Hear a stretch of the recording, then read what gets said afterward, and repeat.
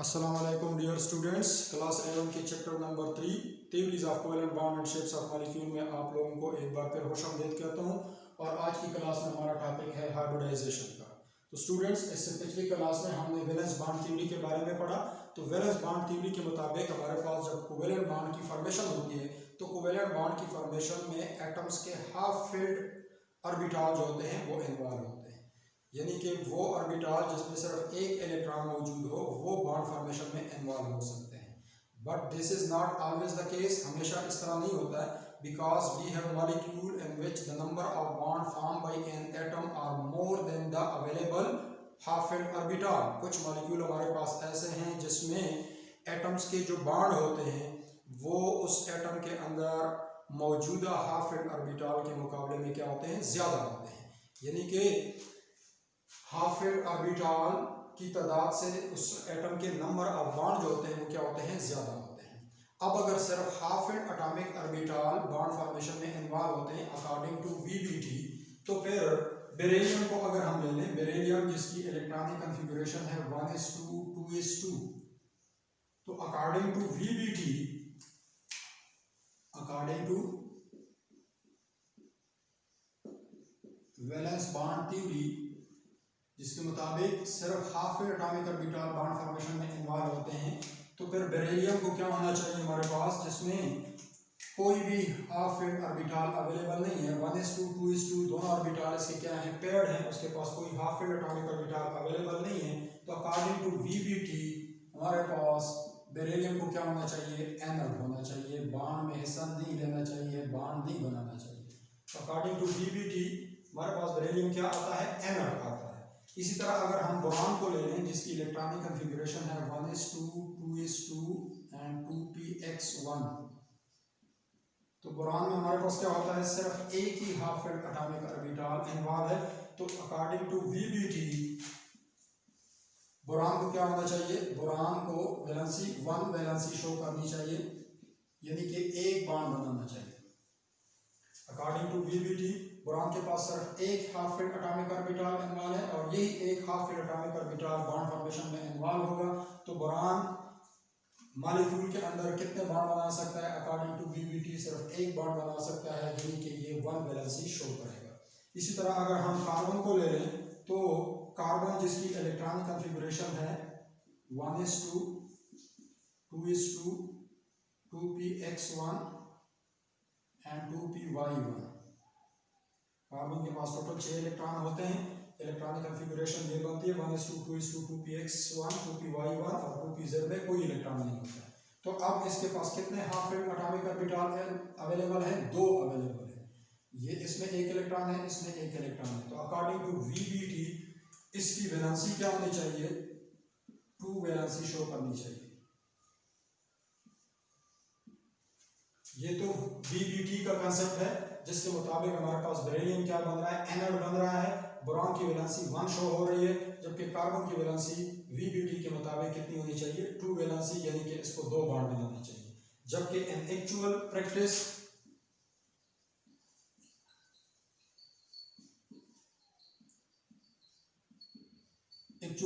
में ऐसा नहीं होता है।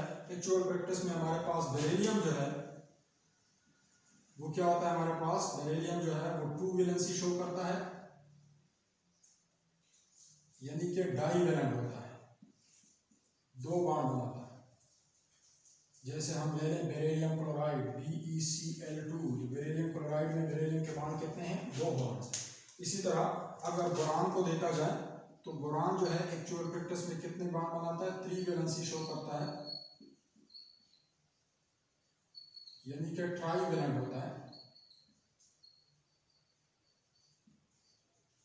3 बॉन्ड बनाता है। जैसे आप लेने बोरान ट्राईफ्लोराइड BF3, इसमें बोरान के कितने बॉन्ड हैं, 3 बॉन्ड है। बेरिलियम क्लोराइड में बेरिलियम के बॉन्ड 2 और बोरान ट्राईफ्लोराइड में बोरान के कितने बॉन्ड हैं, 3 बॉन्ड हैं। इसी तरह कार्बन को देखा जाए तो एक्चुअल प्रैक्टिस में कंपाउंड्स के अंदर कार्बन की वैलेंसी क्या होती है, 4 होती है। कार्बन 4 वैलेंसी शो करता है। टेट्रावैलेंट होता है, 4 बॉन्ड बनाता है।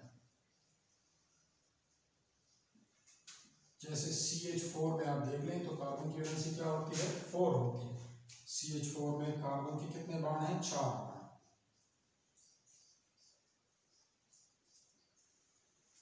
तो कार्बन 4 बॉन्ड बना रहा है, बोरान 3 बॉन्ड बना रहा है, बेरिलियम जो है वो 2 बॉन्ड बना रहा है। इसको हम, इस बॉन्ड फॉर्मेशन को हम VBT के मुताबिक एक्सप्लेन नहीं कर सकते हैं, क्योंकि VBT के मुताबिक बेरिलियम को एनर्ड होना चाहिए, उसको बॉन्ड नहीं बनाना चाहिए।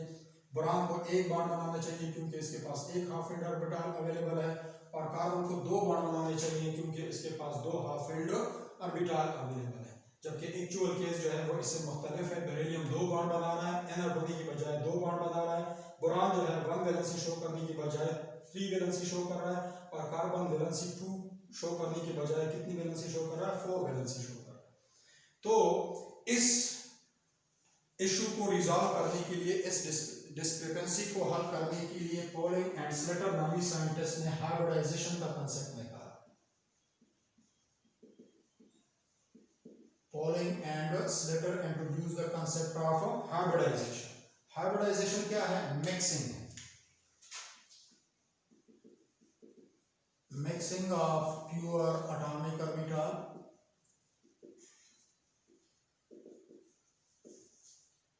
to form new hybrid orbital. Mixing of pure atomic orbital to form new hybrid orbital, इस फिनोमेना को क्या कहते हैं, हाइब्रिडाइजेशन कहते हैं। Before bond formation, bond formation से पहले क्या हो जाती है, मिक्सिंग हो जाती है प्योर एटॉमिक ऑर्बिटल की। According to Pauling and Slater concept के मुताबिक बॉन्ड फॉर्मेशन से पहले एटॉमिक ऑर्बिटल की क्या हो जाती है, मिक्सिंग हो जाती है, और इसके नतीजे में हमारे पास नए हाइब्रिड ऑर्बिटल हासिल हो जाते हैं। और ये मिक्सिंग इस तरीके से होती है, in such a way as to obey the rule of conservation of orbital. ये जो मिक्सिंग होती है इसमें हमारे पास कंजर्वेशन ऑफ ऑर्बिटल का रूल जो होता है वो ओबे होता है, यानी कि जितने एटॉमिक ऑर्बिटल की मिक्सिंग होती है उतनी ही उससे क्या बनते हैं, हाइब्रिड ऑर्बिटल बनते हैं। अगर 2 एटॉमिक ऑर्बिटल की आपस में मिक्सिंग हो रही है तो उससे 2 हाइब्रिड ऑर्बिटल बनेंगे। इसी तरह 3 एटॉमिक ऑर्बिटल की आपस में मिक्सिंग होती है तो इससे बनने वाले हाइब्रिड ऑर्बिटल कितने होंगे, 3 होंगे, यानी कि rule of conservation of orbital जो होता है इसमें ओबे होता है। तो अगर हम देख लें CH4 में हमारे पास सेंट्रल एटम जो है वो क्या है, कार्बन। सेंट्रल एटम क्या है, कार्बन। तो कार्बन की इलेक्ट्रॉनिक कॉन्फ़िगरेशन जो है 1s2 2s2 and 2px1 2py1 and 2pz0, ये कार्बन की क्या है, इलेक्ट्रॉनिक कॉन्फ़िगरेशन। कौन सी इलेक्ट्रॉनिक कॉन्फ़िगरेशन, इसको हम कहते हैं ground state configuration.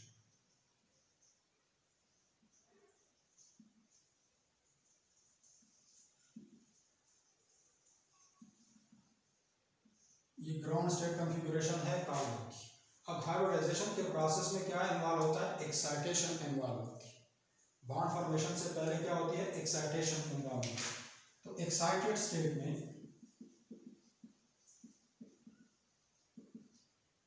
Excited state configuration में क्या होगा, एक्साइटेशन हो जाएगी। एक्साइटेशन क्या है, jumping of electron from lower energy state to higher energy state. तो हाइब्रिडाइजेशन से पहले हमारे पास इस प्रोसेस में क्या, एक्साइटेशन इन्वॉल्व है। एक्साइटेशन का जैसे मैंने बताया कि ये क्या है, jumping of electron from lower energy state to higher energy state. अब एक्साइटेड स्टेट में कार्बन की इलेक्ट्रॉनिक कॉन्फ़िगरेशन क्या होगी, 1s2, यहाँ पे 2 इलेक्ट्रॉन है, ये लोअर एनर्जी का है, और ये जो है ये क्या है, हायर एनर्जी की। इसके मुकाबले में P की एनर्जी क्या होती है, ज्यादा होती है। तो अब यहाँ से एक इलेक्ट्रॉन जंप कर देता है, किस में आ जाता है, इस वैकेंट 2pz में चला जाता है। इधर नहीं आ सकता है, इधर नहीं आ सकता है। हमने रूल्स पढ़े हुए हैं इलेक्ट्रॉनिक कॉन्फ़िगरेशन के बारे में कि जब डी जनरेट ऑर्बिटल हो, ये तीनों डी जनरेट हैं, 2px 2py 2pz। तो डी जनरेट ऑर्बिटल में जब आप इलेक्ट्रॉनों की फिलिंग करेंगे तो पहले एक एक इलेक्ट्रॉन को अकोमोडेट करेंगे। तो ये इसमें एक मौजूद है, इसमें एक मौजूद है, इसमें कोई नहीं था। तो अब ये इलेक्ट्रॉन जो इधर से एक्साइट होकर आएगा वो इसमें चला जाएगा। तो इधर कितने इलेक्ट्रॉन रह जाएंगे, 2s1 हो जाएगा, 2px1 पी एक्स में पहले से एक मौजूद है, 2p वाई में भी पहले से एक मौजूद है, 2p जेड जिसमें पहले कोई इलेक्ट्रॉन नहीं था, अब एक इलेक्ट्रॉन इसमें आ जाता है। कहाँ से आ जाता है? 2s1 से एक इलेक्ट्रॉन चला गया, 2s2 से एक इलेक्ट्रॉन चला गया किसमें? 2p जेड में चला गया। तो एक्साइटेशन से क्या हो जाता है हमारे पास? नंबर ऑफ अनपेयर्ड ऑर्बिटल जो हैं वो इंक्रीज हो जाते हैं। पहले आपके कार्बन के पास कितने अनपेयर्ड ऑर्बिटल थे? 2। ग्राउंड स्टेट में कार्बन के पास कितने अनपेयर्ड ऑर्बिटल अवेलेबल है? 2। आफ्टर एक्साइटेशन इसके पास अनपेयर्ड ऑर्बिटल की तादाद कितनी हो गई? ये भी अनपेयर्ड, ये भी अनपेयर्ड, ये भी अनपेयर्ड और ये भी unpaired. Number of unpaired orbital जो है वो हमारे पास इंक्रीज हो जाते हैं। अब अगर हम डायरेक्ट बॉन्ड फॉर्मेशन करवा दें तो बॉन्ड फॉर्मेशन में CH4 में कार्बन के साथ 4 हाइड्रोजन लगे हुए हैं। हाइड्रोजन की इलेक्ट्रॉनिक कॉन्फ़िगरेशन क्या होती है? 1s1। 4 हाइड्रोजन है, 1s1 एंड 1s1। अब अगर हम डायरेक्टली इन ऑर्बिटल की आपस में ओवरलैपिंग करवा दें और इससे बॉन्ड हासिल करें तो फिर क्या है? 4 बॉन्ड में से 3 बॉन्ड ऐसे हैं जो sp ओवरलैपिंग से बने। यहाँ पे sp ओवरलैपिंग, यहाँ पे भी sp ओवरलैपिंग और यहाँ पे भी sp ओवरलैपिंग। जबकि एक बॉन्ड जो है वो कौन सी ओवरलैपिंग से बन रहा है? ss ओवरलैपिंग से बन रहा है। कार्बन का 2s हाइड्रोजन के 1s के साथ ओवरलैप करके ss ओवरलैपिंग के थ्रू बॉन्ड बना देगा। 3 बॉन्ड जो होंगे, 3CH बॉन्ड जो होते हैं हमारे पास वो sp ओवरलैपिंग वाले होंगे और 1 कार्बन हाइड्रोजन बॉन्ड जो है वो हमारे पास क्या होगा? ss ओवरलैपिंग वाला। 4 बॉन्ड तो पूरे हो जाएंगे लेकिन ये चारों बॉन्ड आपस में इक्विवेलेंट नहीं होंगे। sp ओवरलैपिंग का बॉन्ड डिफरेंट होता है ss ओवरलैपिंग के बॉन्ड से, यानी कि इनके बॉन्ड एनर्जी, बॉन्ड लेंथ में क्या होगा? फर्क होगा। जबकि एक्चुअली क्या होता है? एक्सपेरिमेंटली जो हमारे पास मीथेन में 4 बॉन्ड मौजूद हैं, ये चारों बॉन्ड आपस में क्या है? सेम है, इनमें कोई फर्क नहीं है। तो इस मतलब कि चारों बॉन्ड की बॉन्ड एनर्जी और बॉन्ड लेंथ जो है वो क्या होती है? सेम होती है। नेचर ऑफ बॉन्ड जो है चारों का क्या है? सेम है। अगर इस तरीके से हम डायरेक्ट बॉन्ड बना लें तो फिर हमारे पास 2 मुख्तलिफ किस्म के बॉन्ड हासिल होंगे। एक sp ओवरलैपिंग से हासिल होने वाले बॉन्ड और दूसरे ss ओवरलैपिंग से हासिल होने वाले बॉन्ड होंगे। जबकि एक्चुअली बॉन्ड जो होते हैं चारों के चारों क्या होते हैं? सेम होते हैं। इसका मतलब ये है कि डायरेक्ट ओवरलैपिंग नहीं होती है। ओवरलैपिंग से पहले, बॉन्ड फॉर्मेशन से पहले, बिफोर बॉन्ड फॉर्मेशन हमारे पास क्या हो जाती है? हाइब्रिडाइजेशन इन्वॉल्व हो जाती है। हाइब्रिडाइजेशन हो जाती है किसके दरमियान? n एटॉमिक ऑर्बिटल के दरमियान। एटॉमिक ऑर्बिटल कौन से हैं? s एटॉमिक ऑर्बिटल है और p एटॉमिक ऑर्बिटल। तो s एटॉमिक ऑर्बिटल और p एटॉमिक ऑर्बिटल आपस में मिक्स हो जाते हैं और इससे न्यू हाइब्रिड ऑर्बिटल हासिल हो जाता है। क्या? New hybrid orbital. कैसे? इस तरीके से कि rule of conservation of orbital भी ओबे हो जाए। तो ये टोटल कितने ऑर्बिटल हैं? 1 2 3 4, 4 एटॉमिक ऑर्बिटल। अब इन 4 एटॉमिक ऑर्बिटल की मिक्सिंग से हमारे पास कितने हाइब्रिड ऑर्बिटल हासिल होने चाहिए? 4 हाइब्रिड ऑर्बिटल हासिल होने चाहिए। तो इनके दरमियान मिक्सिंग हो गई और इस मिक्सिंग के नतीजे में हमारे पास क्या हासिल हो गए? 4 हाइब्रिड ऑर्बिटल हासिल हो गए। किस नाम के साथ? वो डिपेंड करता है nature of atomic orbital and number of orbital involved in hybridization. तो हमारे पास s ऑर्बिटल है और p ऑर्बिटल है। s ऑर्बिटल 1 है और p ऑर्बिटल 3 है। तो कौन सी हाइब्रिडाइजेशन होगी? इसको हम कहेंगे sp3 हाइब्रिडाइजेशन। कौन सी हाइब्रिडाइजेशन? sp3।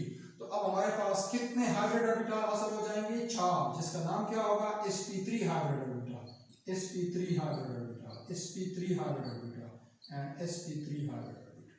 तो ये 4 हाइब्रिड ऑर्बिटल जो हैं वो हासिल हो गए हैं। ये हाइब्रिड है।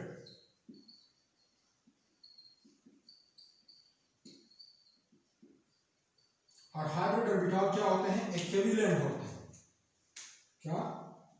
इक्विवेलेंट, यानी कि हाइब्रिड ऑर्बिटल जो होते हैं आपस में हर लिहाज से क्या होते हैं? सेम होते हैं। साइज, शेप, एनर्जी के लिहाज से ये क्या होते हैं? आपस में सेम होते हैं। तो ये इक्विवेलेंट हाइब्रिड ऑर्बिटल इक्विवेलेंट होंगे, यानी कि सेम शेप और सेम एनर्जी के होंगे। जबकि ये एटॉमिक ऑर्बिटल जो थे ये आपस में क्या थे? डिफरेंट थे। इसकी एनर्जी कम होती है p के मुकाबले में। इसका शेप स्फीरिकल होता है, p का शेप जो होता है हमने पढ़ा था शेप ऑफ ऑर्बिटल में डम्बल शेप का होता है। तो एटॉमिक ऑर्बिटल डिफरेंट है लेकिन इनसे जो हाइब्रिड ऑर्बिटल हासिल हो गए वो क्या होंगे? इक्विवेलेंट होंगे। तो इस प्रोसेस को जिसमें हमारे पास डिफरेंट एटॉमिक ऑर्बिटल आपस में मिक्स हो जाते हैं और उससे नए इक्विवेलेंट हाइब्रिड ऑर्बिटल हासिल हो जाएं, इसको हम नाम देते हैं किस चीज का, हाइब्रिडाइजेशन का। तो हाइब्रिडाइजेशन को हम डिफाइन करते हैं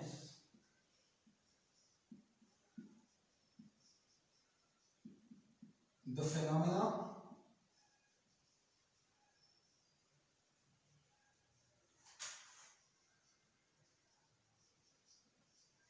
in which two or more than two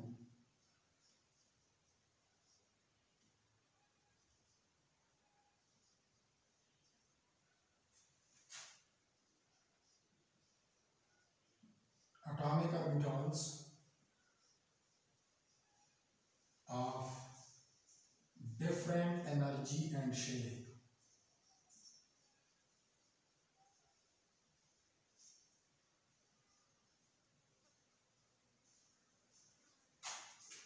mix with one another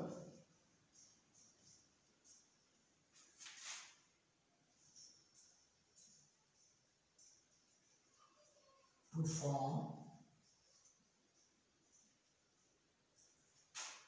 new hybrid orbital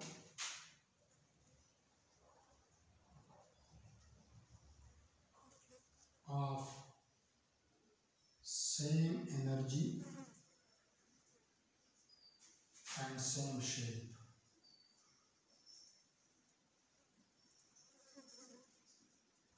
Is called hybridization.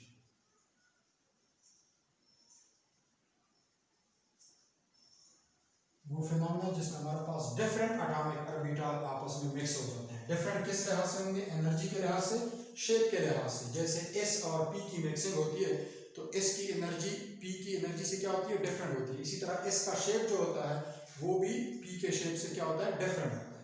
लेकिन जब इनकी मिक्सिंग हो जाती है और इससे नए हाइब्रिड ऑर्बिटल हासिल हो जाए तो हाइब्रिड ऑर्बिटल की जो शेप और एनर्जी होगी वो आपस में क्या होगी, सेम होगी।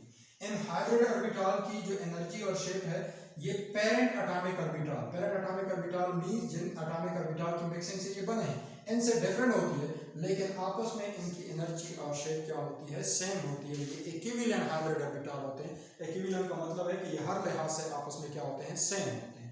तो इस फिनोमेना को हम नाम देते हैं किस चीज का, हाइब्रिडाइजेशन का नाम देते हैं। तो अब हाइब्रिडाइजेशन ही की बेस पे हम क्या कर सकते हैं, ऐसे मॉलिक्यूल जिसमें कोई एटम नंबर ऑफ बॉन्ड उसके जो होते हैं, किसी मॉलिक्यूल में किसी एटम के नंबर ऑफ बॉन्ड अगर उस एटम के अंदर अवेलेबल अनपेयर्ड ऑर्बिटल से ज़्यादा होते हैं तो ऐसे मॉलिक्यूलों की बॉन्डिंग को हम वीबीटी के मुताबिक एक्सप्लेन नहीं कर सकते हैं। ऐसे मॉलिक्यूलों की बॉन्डिंग को एक्सप्लेन करने के लिए हमारे पास जो कंसेप्ट मौजूद है वो किसका है, हाइब्रिडाइजेशन का कंसेप्ट। तो हाइब्रिडाइजेशन कंसेप्ट की बेस पे हम ऐसे मॉलिक्यूल जिसमें किसी एटम के नंबर ऑफ बॉन्ड उस एटम के अंदर available number of hybrid orbital से ज्यादा हो तो उनकी बॉन्डिंग को हम हाइब्रिडाइजेशन के कॉन्सेप्ट के मुताबिक इजीली एक्सप्लेन कर सकते हैं। और इसी तरह ये इन मॉलिक्यूलों की ज्योमेट्री को भी सेटिस्फैक्टरीली एक्सप्लेन कर सकता है। तो ये था आज का हमारा टॉपिक जिसमें हमने हाइब्रिडाइजेशन के बारे में पढ़ा। अगली क्लास में फिर हम बात करेंगे किस चीज़ की, यहाँ पे मिक्सिंग हो रही है डिफरेंट एटॉमिक ऑर्बिटल्स की। तो डिफरेंट एटॉमिक ऑर्बिटल की बेस पे हमारे पास मुख्तलिफ किस्म की हाइब्रिडाइजेशन है। आपकी हाइब्रिडाइजेशन में एस और पी एटॉमिक ऑर्बिटल भी इन्वॉल्व हो सकते हैं, इसके अलावा डी और एफ एटॉमिक ऑर्बिटल भी इन्वॉल्व हो सकते हैं। तो हमारे लेवल के मुताबिक हम सिर्फ एस और पी एटॉमिक ऑर्बिटल की ओवरलैपिंग से हासिल होने वाले हाइब्रिडाइजेशन के बारे में पढ़ेंगे। तो एस और पी की एटॉमिक ऑर्बिटल के दरमियान जब ओवरलैपिंग होती है, जब मिक्सिंग होती है, तो इसके नतीजे में हमारे पास मुख्तलिफ टाइप के हाइब्रिडाइजेशन हासिल हो जाती है जो डिपेंड करती है number of orbital involved in the mixing process. एक एस ऑर्बिटल 3p के साथ मिल रहा है, एक एस ऑर्बिटल 2p के साथ मिल रहा है, एक एस ऑर्बिटल 1p के साथ मिक्स हो रहा है। तो इस बेस पे number of orbital involved in the mixing process we have different types of hybridization. तो अगली क्लास में फिर हम बात करेंगे टाइप्स ऑफ हाइब्रिडाइजेशन की। आज के लिए इतना ही काफ़ी है। आप लोगों से इजाज़त चाहता हूँ। अल्लाह हाफिज़।